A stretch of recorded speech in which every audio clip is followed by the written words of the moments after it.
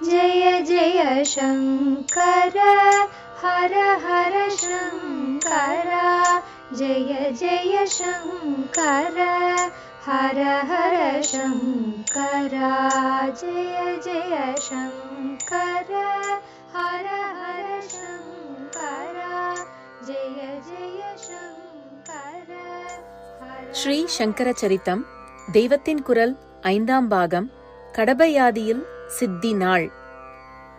ஆச்சாரியாள் அவதார தினத்தில் இந்த சங்கியையின் சம்பந்தத்தை சொல்வதற்கு முன் அவர் சித்தியடைந்த புண்ணிய தினம் பற்றி கடபயாதி சொல்கிறேன்.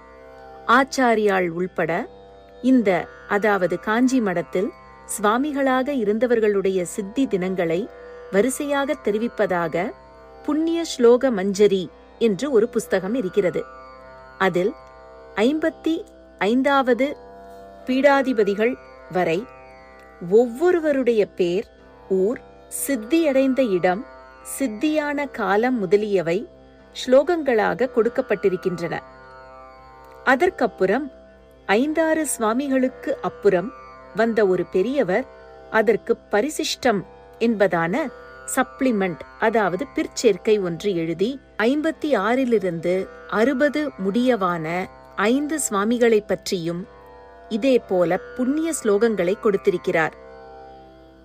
மூல நூலான புண்ணிய ஸ்லோக மஞ்சரியில் ஆச்சாரியாளின் சித்தி தினத்தை சொல்லும் புண்ணிய ஸ்லோகம்.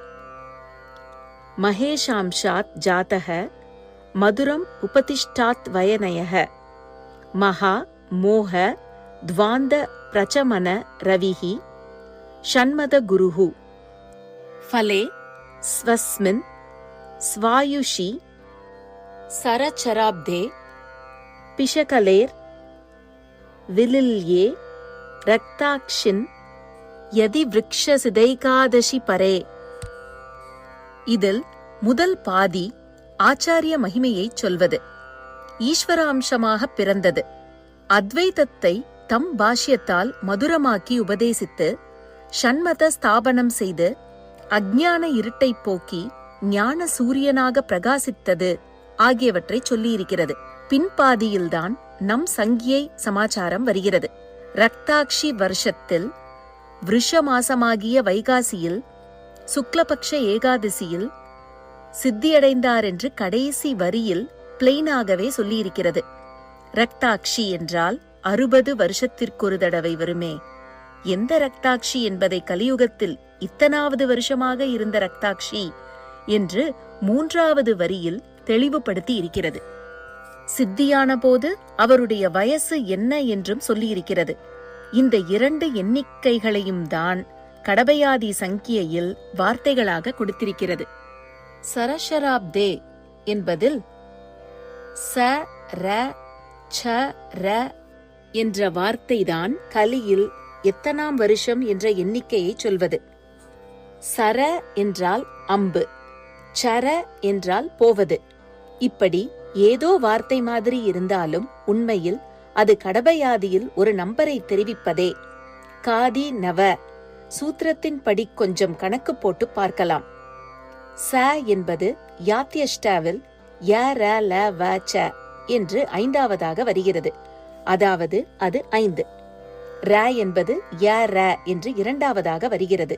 அது 2. ச காதினவாவில் க க க க ங ச என்று வந்து 6 என்ற நம்பரை கொடுக்கிறது. கடைசி ராவும் 2 தான். சேர்த்து பார்த்தால் சரஷர என்பது 52 62 என்றாகிறது. அதை தலைகீழாக்கணும் அல்லவா? அப்போது 26 25 என்று கிடைக்கிறது. அதாவது கலி பிறந்து 2625 வருஷமாக வந்த ரக்தாக்ஷியில் வைகாசி சுத்த ஏகாதசியில் ஆச்சாரியாள் அவதாரத்தை முடித்தார் என்றாகிறது. ஒரு காலத்தை குறிப்பிட எழுத்துக்களையே எண்களாக்கி சரச்சர என்பது போன்ற வார்த்தைகளாகச் சொல்வது போலவே மேல் நாட்டிலும் உண்டு என்று தெரிகிறது. அதை குரோனோகிராம் என்கிறார்கள். ரோமன் நியூமரல்கள் என்று சொல்லப்படும் இலக்கங்களில் ஐ என்பது 1 ஆகவும் ஐ என்ற எழுத்தாகவும் இருக்கிறது. வி என்பது 5 என்ற இலக்கமாகவும் வி என்ற எழுத்தாகவும் இருக்கிறது. எக்ஸ் என்பது 10 என்ற இலக்கமாகவும் எக்ஸ் என்ற எழுத்தாகவும் இருக்கிறது. இன்னும் இப்படி பல இருக்கின்றன. இப்படியுள்ள எழுத்துக்களை வைத்தே வார்த்தைகளை அமைத்து எண்ணிக்கையை குறிப்பிடும் குரோனோகிராம்களை உண்டாக்குகிறார்கள் என்று தெரிகிறது. தமிழிலே கூட க என்றால் 1, உ என்றால் 2, ரு என்றால் 5 என்று இருக்கிறது. அவலட்சணமே என்பதை அவ்வை இந்த சங்கேதத்தில்தான் 8.25 லட்சணமே என்றாள். அ 8, வ 1/4. ஆச்சாரியாள் சித்தியானது கலியுகத்தின் 2625வது வருஷம் என்று பார்த்தோம். கலி கிமு 3102 பிறந்தது. கலியில் 2625வது வருஷம் என்றால் கிமு 477 ஆகும். அப்போது அவருக்கு என்ன வயசு என்பதை ஃபலே ஸ்வஸ்மின் ஸ்வாயுஷி என்று சொல்லியிருக்கிறது. ஃபலே என்பதில் வரும் ஃபல என்பதில் ஒரு ஸ்லேடை இருக்கிறது. ஃப ல என்ற 2 எழுத்துக்கள் 2 எண்களை குறிப்பதாக கொள்ளும்போது தன்னுடைய ஆயுளில் அந்த எண்ணிக்கை கொண்ட வயசில் என்று அர்த்தம். விலில் ஏ லயமடைந்தார், அந்த வயதில் தமது நிஜஸ்வரூபமான பிரம்மத்தில் லயித்து விட்டார் என்று அர்த்தம் கொடுக்கும். ஃபல என்பதற்கு இன்னொரு அர்த்தம் பழம் என்பது. ஒரு விதை போட்டால் அதிலிருந்து முளைவிட்டு செடியாகி மரமாகி கடைசியில் முடிவான பலனாக எது வருகிறதோ அதுதான் பலம் என்னும் பழம். அப்படி தம்முடைய ஆத்மாவாகவே உள்ள முடிவான பலனில் லயித்து விட்டார் என்பது இன்னொரு அர்த்தம். ஃபலே ஸ்வஸ்மின் தன்னிலேயே பலன், தான் தானாயிருப்பதிலேயே நிறைவு. யக்ஞம், தானம், தபஸ், பக்தி, ஞானம் இன்னும் என்னவெல்லாம் உண்டோ அத்தனைக்கும் பலமான தம்முடைய பரமேஸ்வர ஸ்வரூபத்திலேயே லயமடைந்து விட்டார் என்று அர்த்தம். ஃபல என்பது எண்ணிக்கையாக இருக்கும்போது என்னவென்று பார்க்கலாம். ஃப என்பது பாதி பஞ்ச என்றதில் ப ஃப என்று 2ஆம் நம்பரை குறிக்கிறது. ல என்பது யாத்யஷ்டவில் ய ர ல என்பதாக 3ஆம் நம்பராக இருக்கிறது. 2ஐயும் சேர்த்தால் 23. இதை மாற்றிப் போட்டால் 32.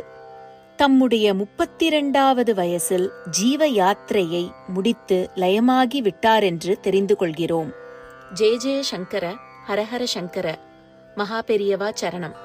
जय जय शंकर हर हर शंकर.